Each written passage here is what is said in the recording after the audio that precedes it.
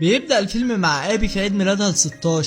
وكانت صاحية من النوم متحمسة جدا عشان تحقق أحلامها في عيد ميلادها، وبتكون كاتبة 16 أمنية ليها نفسها تحققهم، وأهلها بيفاجئوها إنهم عارفين عيد ميلادهم وبيجيبوا لها تورتة وبيصوروها، بس بتقول لهم يطلعوا بره وإنها دلوقتي كبرت وبقى عندها 16 سنة وليها خصوصيات، وهي بتجهز لبسها. أخوها مايك بيدخل يديلها الفطار وبيشوف الأمنيات اللي كاتباها وبيقول لها إن أول أمنية أراها مستحيل تتحقق، والأمنية دي بتكون إنها تقابل جو المغني المشهور، وبيقول لها إنه نجم عالمي ومستحيل تقدر تقابله. بعدها بتبص من الشباك بتلاقي جارتها لعيد ميلادها في نفس اليوم أهلها جايبين لها عربية هدية، وبعدين بتجهز عشان تروح المدرسة، وتلاقي في نحل كتير جدا ملا البيت وبيطلعوا كلهم بره البيت، وبيتصلوا بشركة إبادة للحشرات، ولما بيجوا بيقولوا لهم إن المشكلة دي هتاخد وقت شهر عشان يموتوا كل النحل. وابي بتاخد لستة الأحلام بتاعتها وبتضطر تروح المدرسة بلبس البيت، وبتقابل صاحبها جيم عشان يروحوا المدرسة مع بعض، وبيلبسها الجاكيت بتاعه على لبس البيت.